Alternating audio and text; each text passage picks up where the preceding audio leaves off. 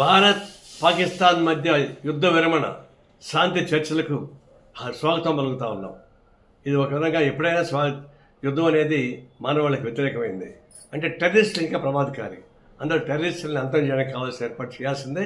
అది రేపు బయలేటర్ డిస్కషన్లో కూడా పాకిస్తాన్ భారతదేశ మధ్య చర్చల్లో కూడా ఎవరైతే పహల్గామ్లో దాడికి ప్లాన్ చేశారో ఆ టెర్రరిస్ట్ని వెనక్కి తీసుకురావాలా.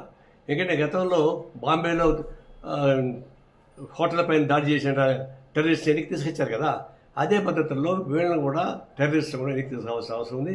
దాన్ని బయట డిస్కషన్ పెట్టాలి. ఇంకొకటి, ఇప్పుడు శాంతి చర్చలు కొనసాగిస్తున్నాయి కదా, మరి ఒకప్పుడు నేను చెప్పిన దాన్ని నాకు నారాయణ పాకిస్తాన్కి పంపించాలని చెప్పేసి కొంతమంది బీజేపీ నాయకులు అవాక శాఖలు వాగారు. ఇప్పుడేమంటారు? ఇప్పుడు మోడీని పంపించాలన్నా పాకిస్తాన్కి?